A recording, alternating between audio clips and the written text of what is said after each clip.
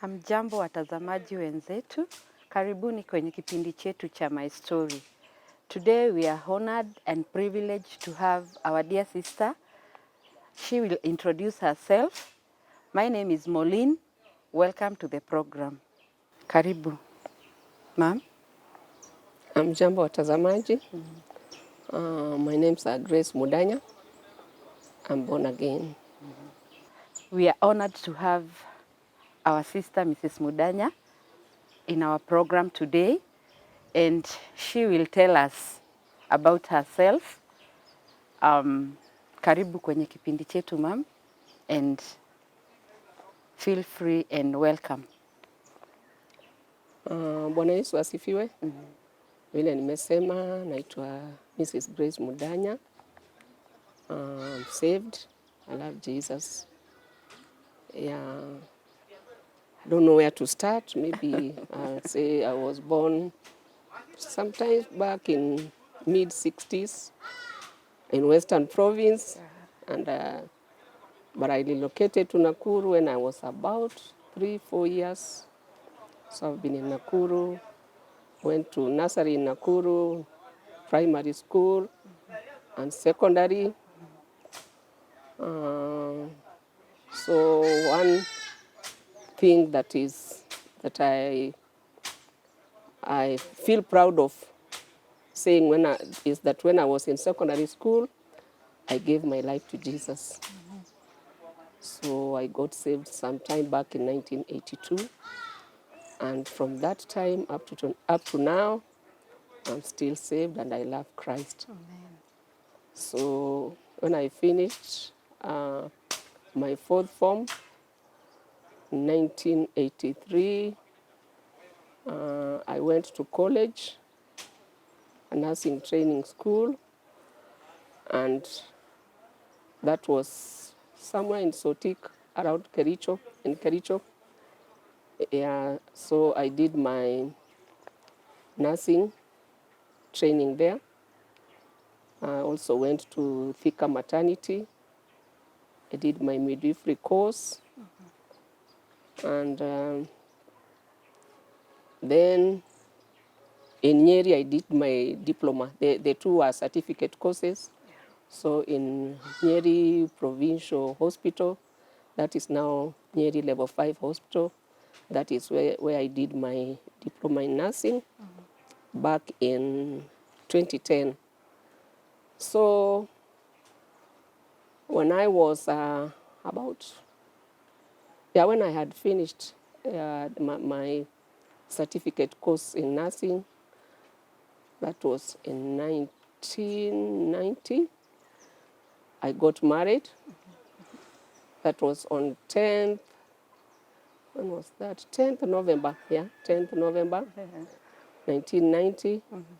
I got married to a pastor in PAG Church by the name Francis Mudanya. And we lived as a happy couple. So in 1991, that is September, I was expecting to get our firstborn. So that is when we got into a problem, because when I went to get my baby, I don't know what really happened, because as a nurse, I understood the way the labor goes on, but mine was somehow not very normal.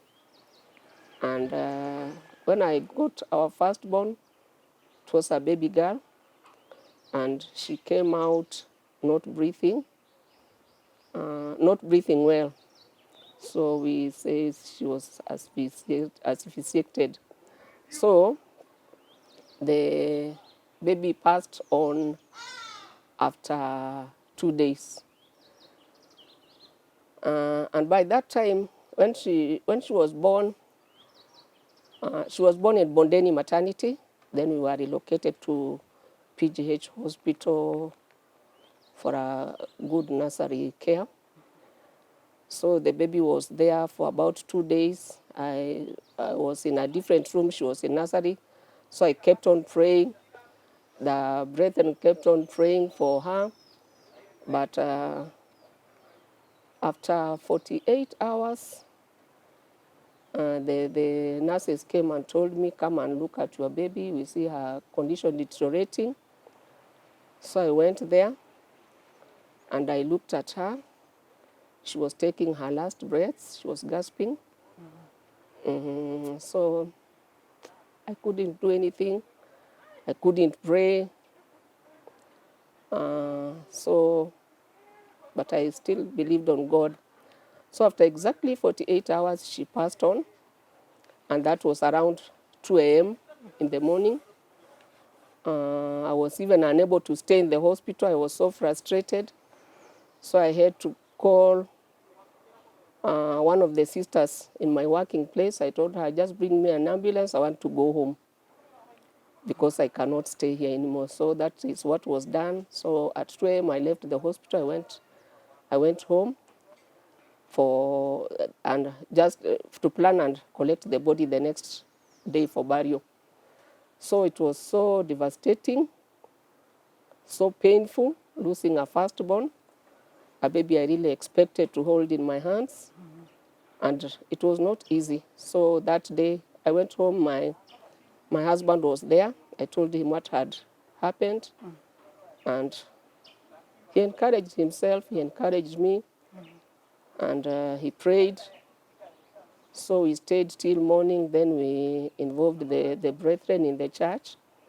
So the plans were made for the burial of the baby. So at around 2 p.m. the following day, we went, picked the body, and buried in one of the baby cemeteries in Nakuru. So from that time, it was very difficult. I just want to tell you how it is very difficult for a mother to lose a firstborn. It was very, very difficult for me. I could not even concentrate on anything. All my thoughts were around that baby because this is the time I could be nursing. Yeah. So all my thoughts were concentrated on the baby. I was so frustrated. I cried. And I think sometimes one looks confused. Yeah. Because I remember as days went on, I had to start going out. I could go to town, maybe go to a supermarket. And when I'm in the supermarket, instead of going to buy whatever took me to the supermarket, I could get myself having gone to the baby corner. Oh no. Inaangalia tu vitu ya watoto hapo. Then when I'm there, I feel like crying. I just leave the place frustrated. Sometimes I don't even buy whatever I had gone there to buy.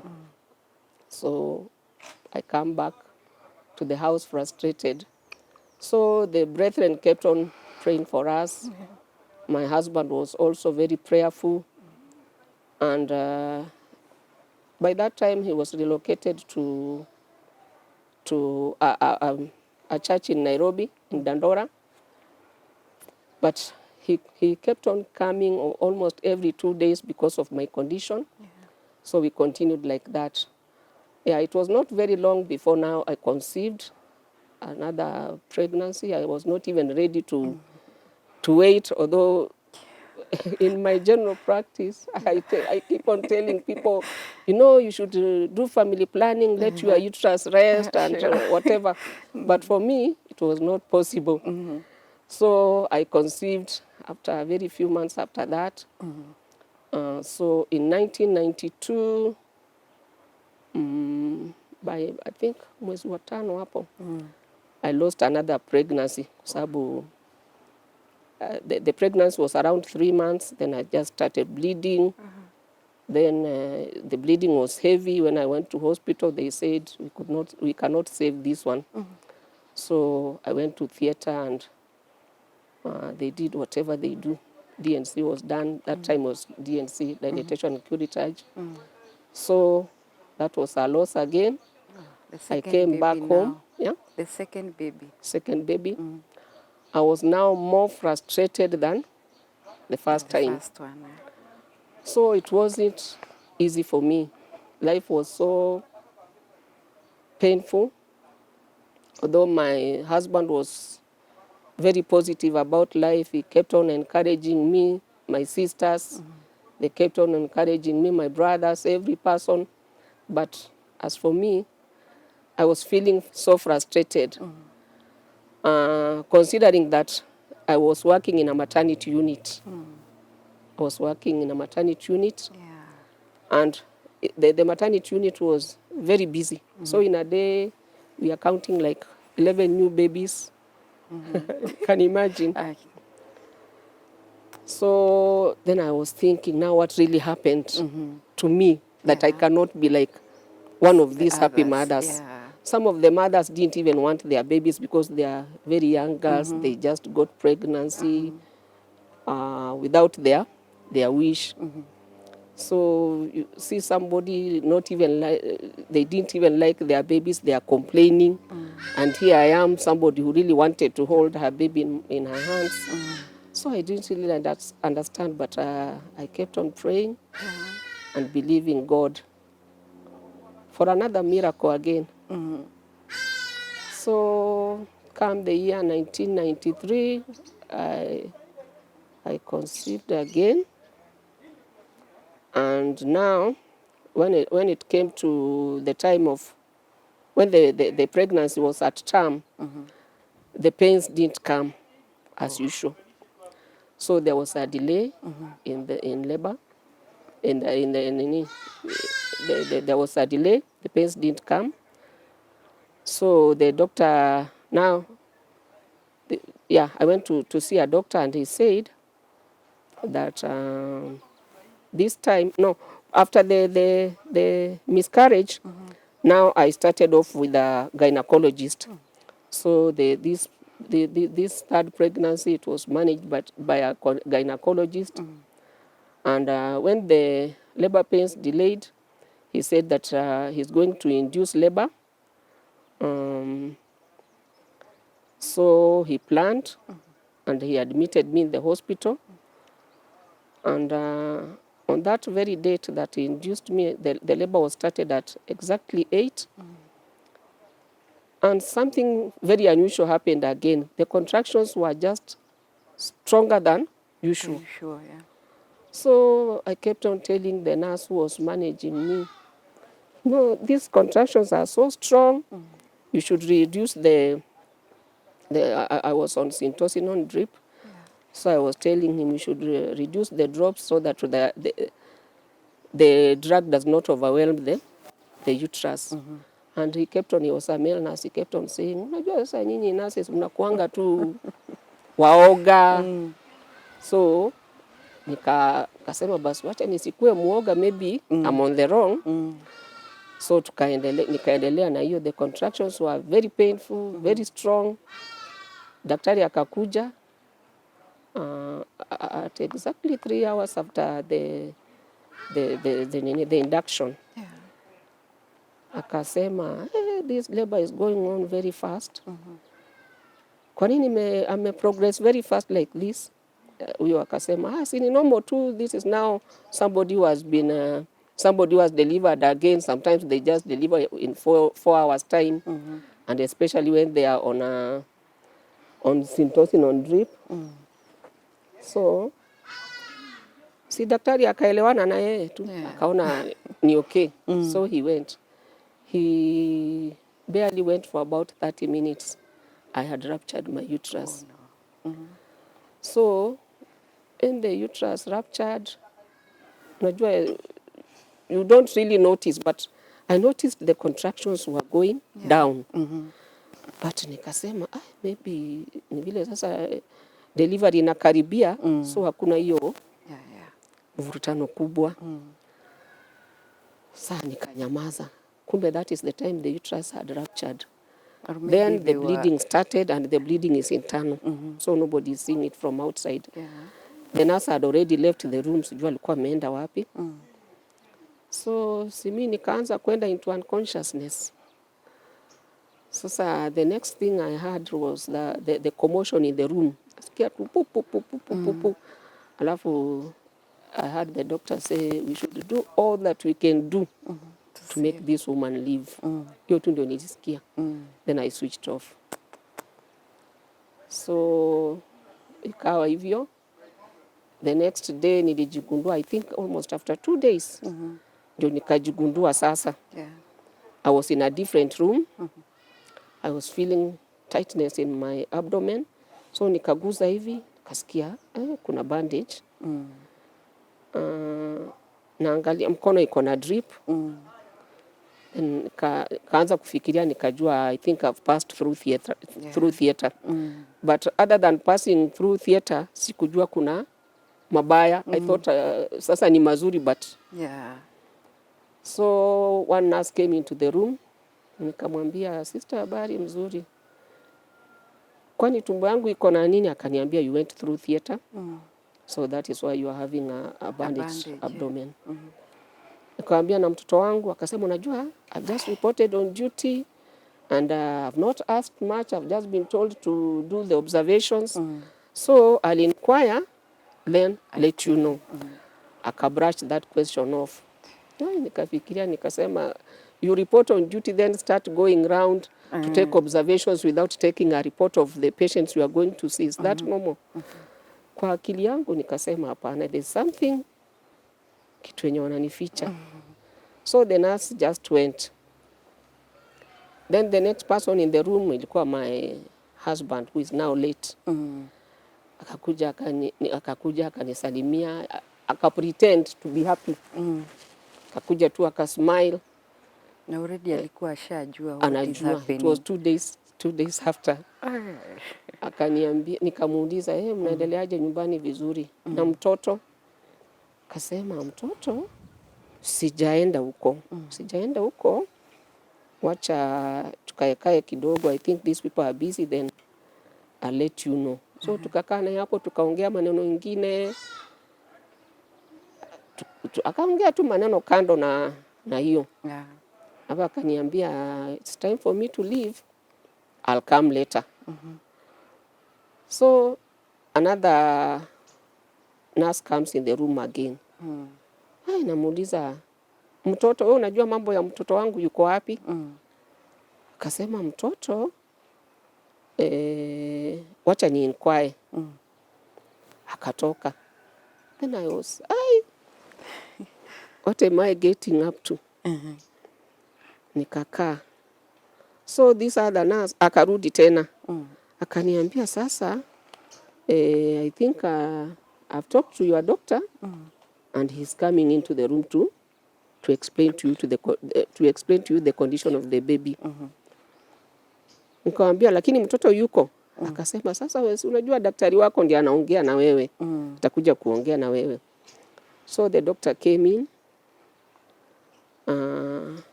Akaniambia, habari yako mama? Nikamwambia, mzuri.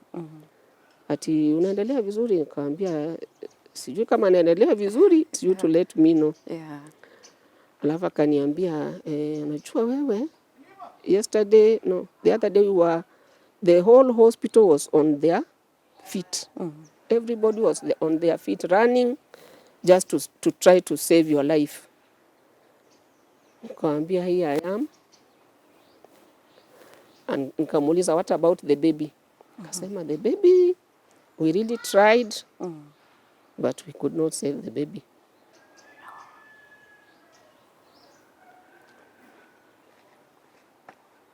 Sasa nikakaa, nika-imagine, God, this is a third time. Ushakaa ukaona ni kama there is no God. Yeah. You can imagine the feeling. Nikakaa, nikaangalia, nikasema, I'm one person mwenye nimependa Mungu kutokea kitambo. Na I think the life pia yenye niliishi, niliishi tu maisha ya utulivu, si mambo mengi nini. Then I was wondering, does God really love his people? And does he really care? So nikakaa hapo, nikalia.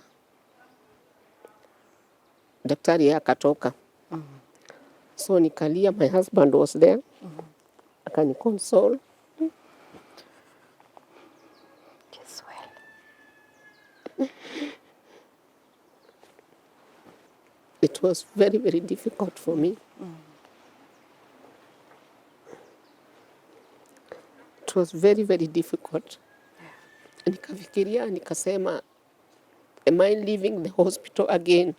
Without a baby.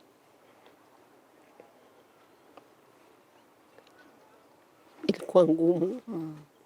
Nikafikiria vile natoka hospitali tena bila mtoto.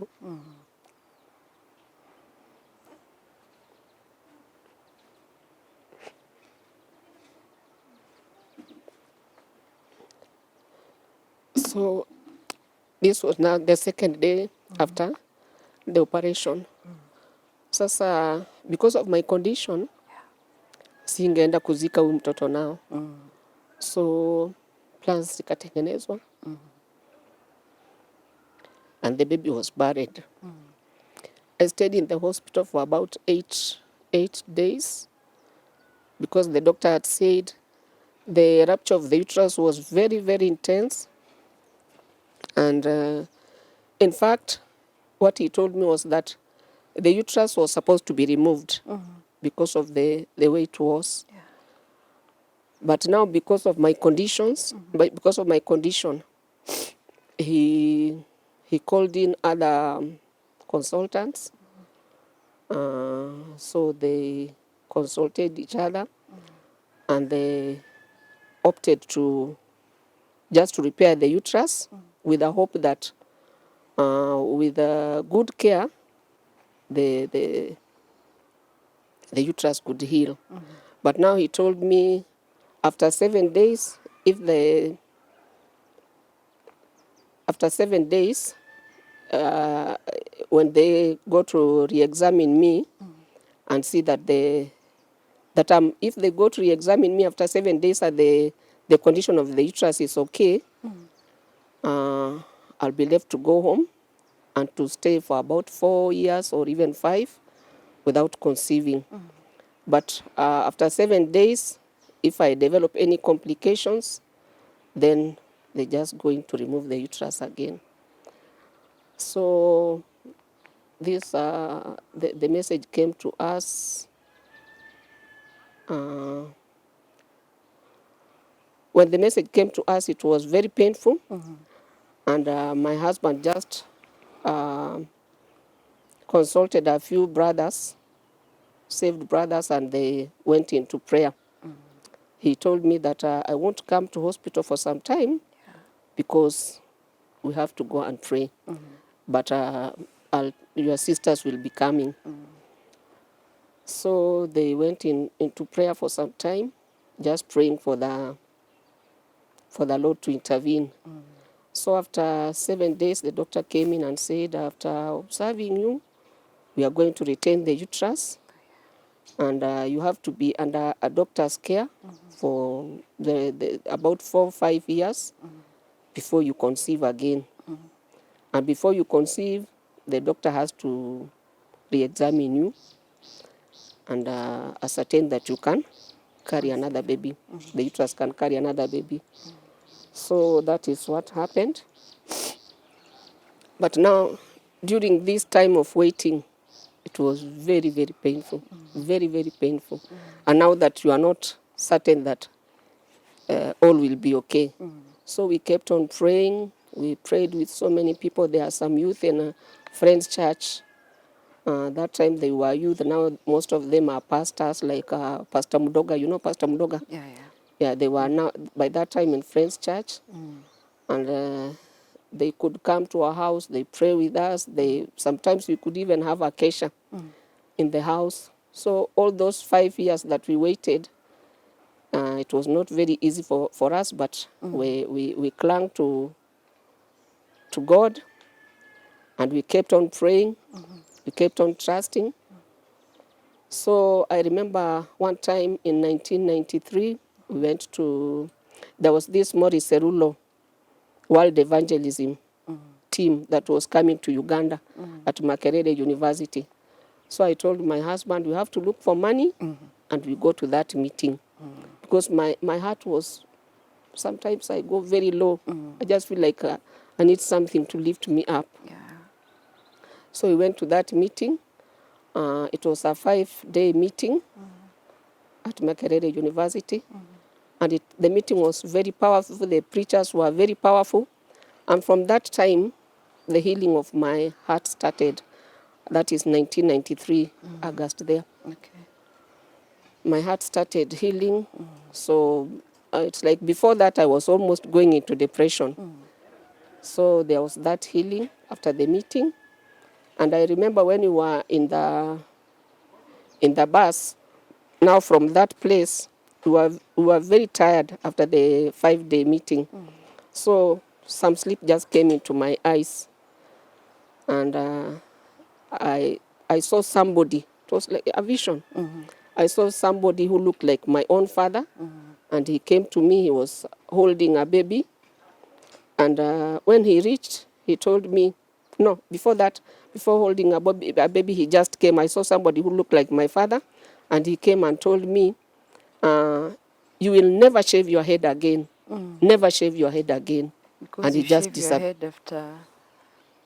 Never shave your head again. He said, you will never shave your head again. You will never shave your head. Never shave your head again. And he just disappeared. So, meaning shaving of the head, meaning... Sasa si ndio nikaamuka nikakutuka nikaamuka, my husband was by my side. Nikamwambia, ai mimi nimeota ndoto hapa, sijui ni ndoto, sijui ni maono. Nimeona mtu kama baba amekuja kwangu. That time my father was alive. Amekuja kwangu. Ameniambia, you will never shave your head again, never shave your head again. Sasa hiyo inamaanisha nini? Unajua mambo ya Biblia alikuwa amejua. Akaniambia, unajua kulingana na the first 5 books za Biblia, zilikuwa zinaongea juu ya Waisraeli wakiwa na shida, walikuwa wananyoa vichwa vyao, wanajigaragaza. That was their kind of mourning. So it's like the father, unajua kama uliona baba yako, huyu ana symbolize the father in heaven. Alikuwa anakuambia, after those prayers, hautapitia yale umepitia tena. So that's an encouragement. So nikasikia roho yangu imebubujika, nikafurahi. So tukaendelea tena kausingizi kakakuja. Kausingizi kukuja, nikaona the same person amerudi tena. Bado tuko after the meeting. Tuko kwa basi sasa tunarudi, we are from Makerere. Hatujafika hata mpakani Kenya hapo. So nikaona tena the same person amerudi tena, kausingizi kalipokuja.